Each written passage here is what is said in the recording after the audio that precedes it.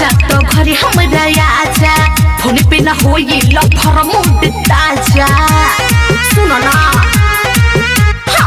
मर के बा महाजा तो घरे हमरा आजा फोन पे ना होई लफर मूड ताजा पानी हम तो यार मुंह आके मार पानी हम तो यार मुंह आके मार लहंगा तू दी हो बचाई हो पैसा तू ली हो धोआई हो पैसा तू ली हो धोआई हो बाकी लहंगे में माल झराई हो पैसा तू ली हो धोआई हो बाकी लहंगे में माल झराई हो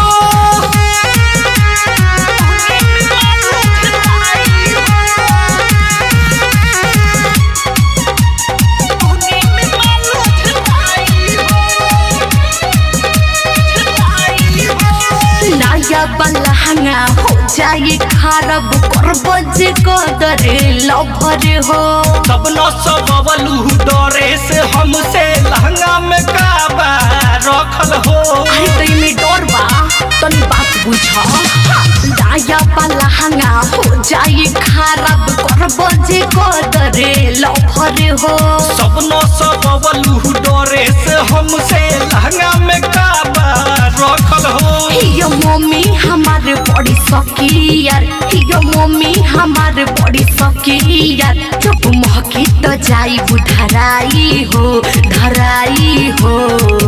पैसा तू ली हो धोआई हो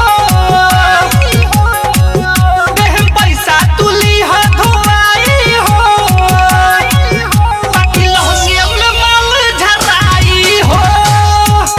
पैसा तू ली हो धोआई हो बाकी लहंगे में माल झराई हो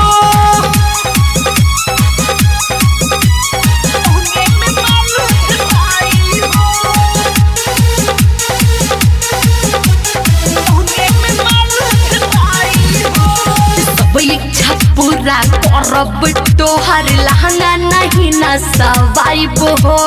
लहंगा जे जोदी ना न सवाइबू मिले न तोह से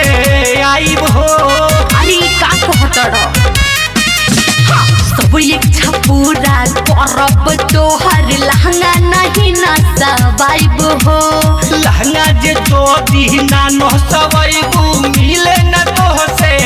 आइब हो का बात खास लहंगा में बिकास बोलो का बात खास लहंगा में बिकास बोला कोइली पड़े पगलाई हो पैसा तू ली हो धोआई हो पैसा तू ली हो धोआई हो बाकी लहंगे में माल झराई हो पैसा तू ली हो धोआई हो बाकी लहंगे में माल झराई हो